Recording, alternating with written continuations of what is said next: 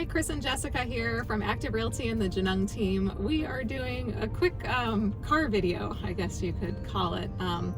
We're kind of running late on doing our weekly video, so we're just gonna kind of pump this one out kind of casual vlog style. So we're about to meet with sellers on one of our listings that was on the market over the weekend that we received quite a few multiple offers from, and I was thinking, oh, it might be a good idea to make a video about what to do to help your offer get accepted, what your agent should be doing, what you should not do, what your agent should not be doing. There's like a few of those examples with this listing, so that's what we're going to talk about today.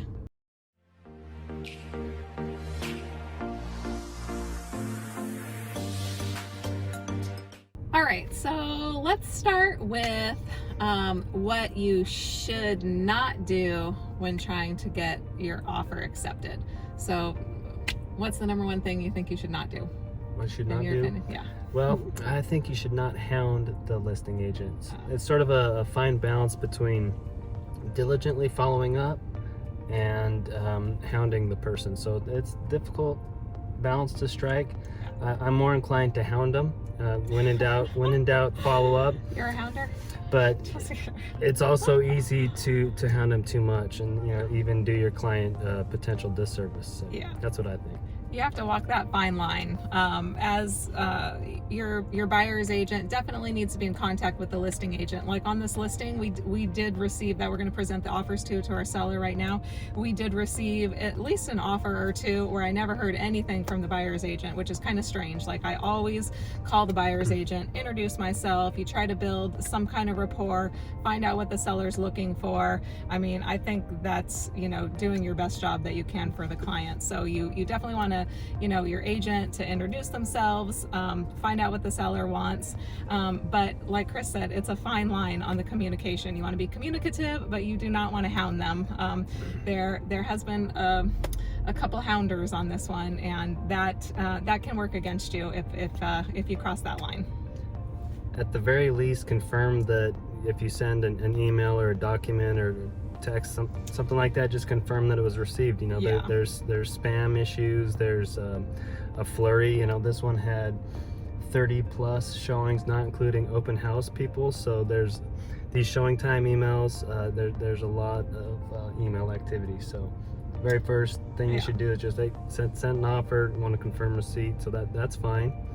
And then what do you think? A day or two after that, hey, what's the status? What's your timeline? That sort of thing. So maybe one or two or three touches like that. Yeah, definitely want to follow up. If you don't get receipt of if I'm submitting an offer for a client and I don't get an email back from that agent that day that they've received my offer, I am going to follow up with them with a text or call and, hey, did you receive it? Because offers are kind of frequently going to spam right now, so you do not want your offer to end up in the spam folder. So, and then as far as follow up after that, I think, a text or call or an email, once a day, I think is okay and not too much.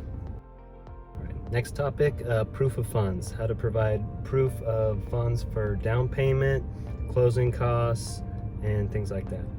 Yes, yeah, that is something that amazes me on a lot of these, a lot of our listings when we're receiving these offers from buyers and we have the pre-approval, but they're not attaching the proof of funds.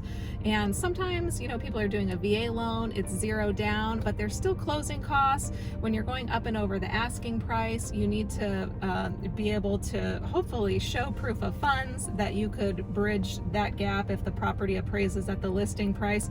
If you don't show the proof of funds, then, the seller side is just going to assume that you don't have it, which is going to make your offer not very strong. All right, next topic, similar to proof of funds, is all cash offers, and then the proof of funds for these supposed all cash offers. Sorry, I missed my segue. Okay, All cash offers, you need to show proof of funds, especially because you're not going to have the loan pre-approval, so your proof of funds is going to be proof of cash. You would be amazed how often we run into this as well. Mattress money. People that have partial proof of funds, oh, the rest of it is at home. The rest of it is in a safe deposit box. That money needs to be in the bank if you're making an offer on a home, so that we can show proof of funds to the seller that you're going to be able to close on that home. They're not very likely to just take your word for it, but it's amazing the amount of times we are hearing about, I call it mattress money, but just money that's not in the bank, like hard cash. All right, let's give them an example. Hopefully it's not too specific. If it is, we will have to cut it. But the example of an all cash offer, it's happened twice this year on 2 different listings. Solid all cash offer kind of gets your interest, gets you kind of excited as the agent, and our seller's excited too. And then once we start to look at, okay, this is proof of funds for half of it. Okay, then you ask them, okay, where's the other half? One example, it was overseas. Okay, so the money would have to come from overseas. That helped us scratch that one. And then the other one was, oh yeah, we got to deposit it in the bank. So it's similar to what Jessica was just talking about on a mattress money, safe deposit box, whatever. It's just not there right now. So until we see it, we unfortunately just can't take them at their word. We have to do some diligence, and those both alleged all cash offers were not selected. One last thing on those all cash offers. The reason we are so leery of them is we've been beat out. You hear stories all the time in social media, with agent social media, talking about how I got beat by all cash, or we're following up on offers that we did get beat, and they told us it was all cash, and they, lo and behold, they weren't really all cash. They wanted to refinance it later in the transaction. So you write an offer where it's presented as all cash, but they don't really intend it to be. That can get your transaction canceled, by the way. A lot of us listing agents, if you write your offer as all cash and then down the line you say, actually I've decided I want to finance it, a lot of times that will not be acceptable. That's not fair to the other offers. That wasn't the offer that you originally made. And a lot of listing agents will suggest to their sellers that you cancel that transaction, or make them perform on the contract in purchasing it in all cash. Okay, so what are we looking for in the offers that we're reviewing? We are looking for a clean offer. Hardly anybody is giving closing costs right now, so we really can't ask for closing costs hardly at all with buyers right now, except for new construction. Those people are getting closing costs. The builders are paying for that, but out in resale land, hardly any closing costs going on. So super clean offer, shortening contingencies. The sooner that you're willing to remove your inspection contingencies, the sellers love to see that, because once we get all the contingencies removed, that's when we know, for sure that the transaction is moving forward.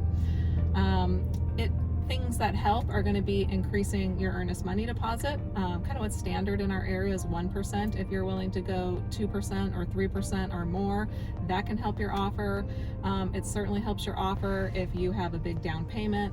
And then the most important thing for me lately is addressing the appraisal situation. If you're going up and over the asking, which like on our listings this weekend, we had many buyers going up and over asking, and they're not addressing the appraisal contingency. They're not waiving it. They're not offering to bridge a gap, and they're not showing, some of them, not showing proof of funds that they could even bridge that gap come the time. So a lot of times those offers in this competitive of a market are just not taken as seriously.